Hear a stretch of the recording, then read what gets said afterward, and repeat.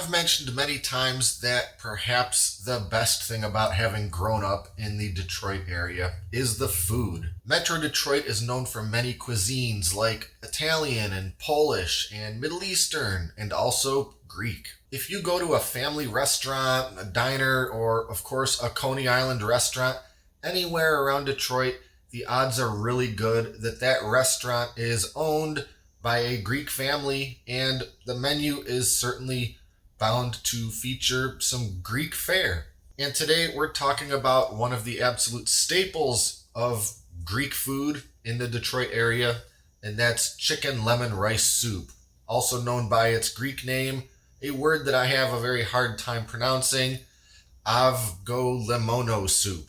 Greek style chicken lemon rice soup is an absolute comfort food, and for me, it's actually the thing that I crave the most when I'm sick, when I'm not feeling well. Chicken noodle soup is okay, but for whatever reason, that chicken lemon rice soup is just what the doctor ordered, in my opinion, on a cold day or if I don't feel good. It's not an especially hard soup to make, but there is a certain step that you have to kind of do just right or you're going to mess it up. So today in the Great Lakes Kitchen, we're cooking up a batch, and I'll show you every step to end up with a perfect, delicious, authentic, Detroit-style Greek chicken lemon rice soup.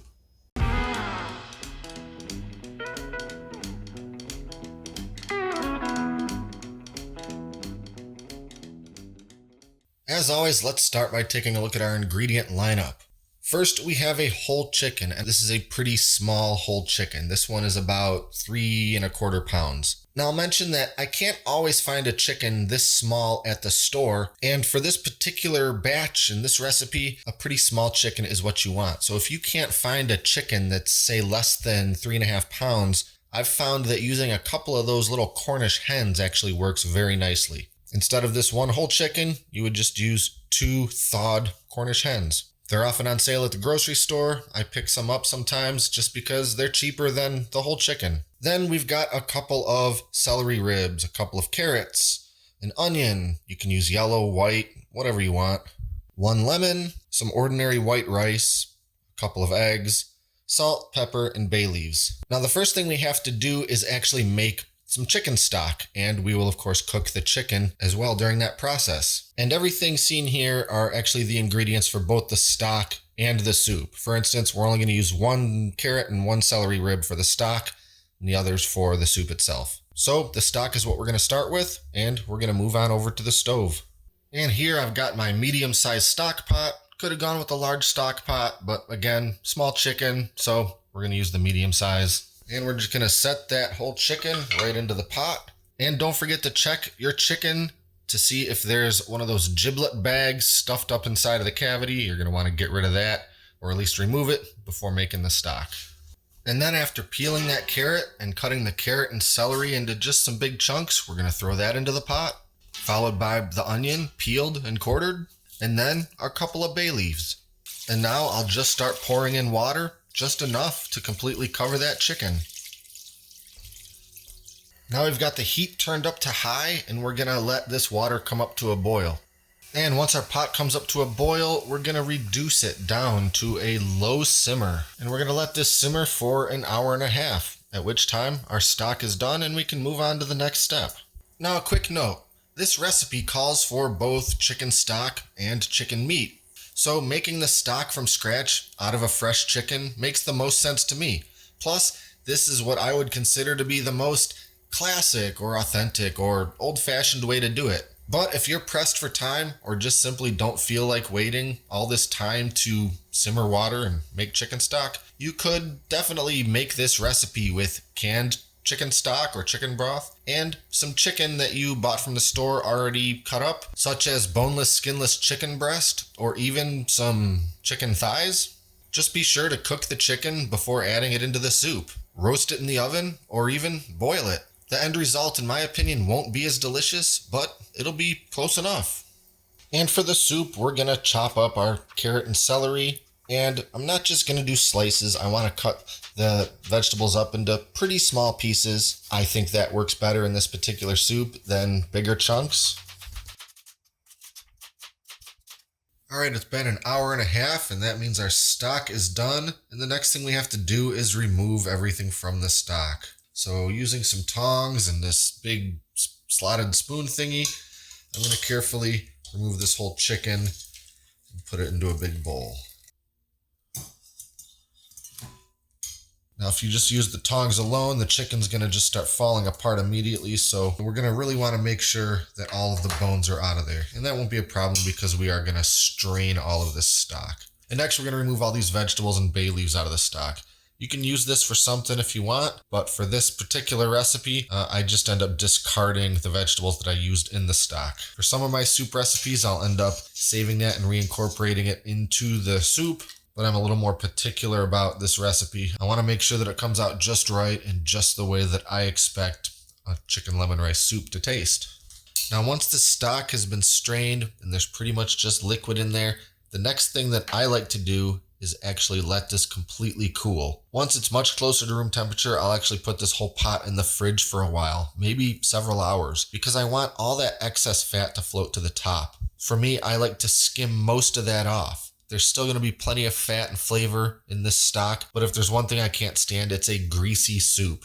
You can consider this step optional if you don't mind all that really greasy chicken fat floating around in your stock and being part of your soup. Then you can kind of jump past that and just move to the soup making step. But for me, I want to skim a whole bunch of that excess fat out of there first. So we're going to pick this up in several hours and we'll go on to the soup making. And I almost forgot. In the meantime, while we're waiting for this stock to cool down, I'll go ahead and debone that chicken, separate all the meat, and give it all a bit of a rough chop. Then I'll just put it in a bowl, wrap it up, stick it in the fridge until we're ready to make the soup. And 30 minutes before we're going to start making the soup, I want to take that white rice and soak it in some water. And I'm just going to let this soak for a full 30 minutes, and then I'll strain this water out of it, and we'll start making soup. My chicken stock's been in the fridge for a couple of hours, and while this would actually become a lot easier if I let it sit in the fridge overnight, because all that fat would actually solidify at the top, I don't want to wait till tomorrow to make my soup. So I'll just use a slotted spoon and carefully skim as much of that fat off the top as I can. And there's other ways you could do this. If you have one of those gravy fat separator gadgets, that would work pretty well for this, assuming it's big enough to hold all the stock, or you could do it in a couple of batches, I guess. But the skimming spoon technique works just fine for me, in my opinion. So now we're ready to start putting this soup together, and we want to start off with 2.5 quarts of our chicken stock. Now, in my experience making the chicken stock in the way that I have, I end up with just a little bit more than 2.5 quarts. And I'll just use a quart mason jar to kind of measure to make sure I'm using the right amount. But if you make this and your quantity of stock falls a little short from 2.5 quarts, just add a little bit of water or even canned chicken broth to bring that level up to the full 2.5 quarts before moving on to the next step. Okay, we got our chicken stock in the pot. We're going to turn the heat on. And then add in our soaked and strained white rice and the salt, pepper, and our chopped up carrots and celery. And we're going to let this go at somewhere between a simmer and a low boil for about 20 minutes until we know that that rice is cooked through and that the vegetables are nice and soft. And now's the part where we have to make the Avgolemono sauce, which of course is the component that gives this soup the sort of creamy, silky texture. And while this isn't an especially complicated soup to make, if there was one part that you might screw up, it's probably this step. But just follow the instructions and do it in the right order, and it's going to turn out great. First, we're going to crack 2 eggs and whisk them thoroughly.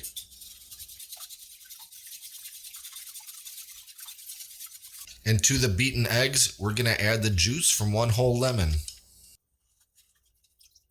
And we whisk that a little more, another 10 seconds maybe. And before we add this mixture into the soup, we need to temper these eggs. And we need to do this so they don't essentially scramble in the soup. We don't want scrambled eggs floating in our soup.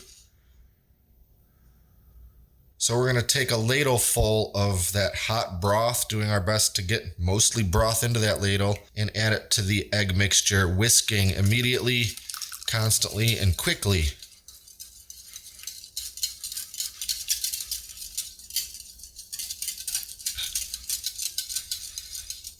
And then after whisking for 10 or 20 seconds, we're going to add one more ladle of the hot broth.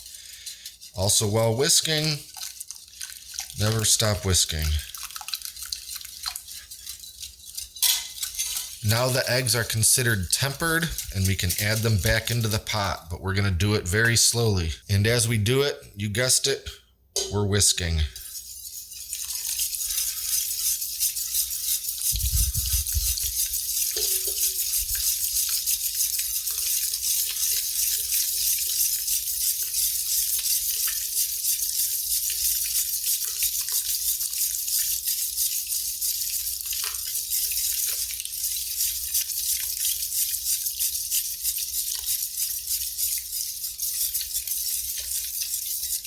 Now the last thing I'm going to do is add my chicken meat into the pot.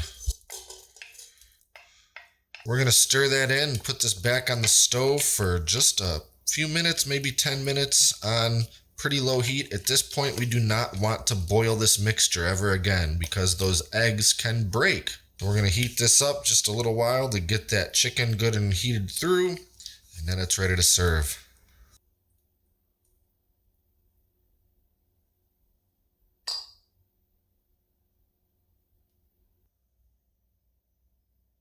Serve as is, add a little more salt and pepper to taste, or garnish with a little paprika. A quick note, because of that Avgolemono sauce made with the eggs, this soup does not freeze particularly well. It pretty much congeals into a big blob, and the consistency is really never quite right when you thaw it out. But you can put it in the fridge for up to about a week, and if it's a bit thick after refrigerating, as you heat it back up in a pan, just stir in a little bit of water until the consistency is back to where you want it. Now enjoy yourself a nice bowl of this amazing Greek comfort food. My favorite is to eat it with a piece of toasted pita bread, or even just some oyster crackers. But it's amazing all on its own with nothing but a bowl and a spoon. Be sure to like and subscribe to stay up to date with all our future stuff, including future food videos. Thanks for watching, and I'll see you next time right here in the Great Lakes Kitchen.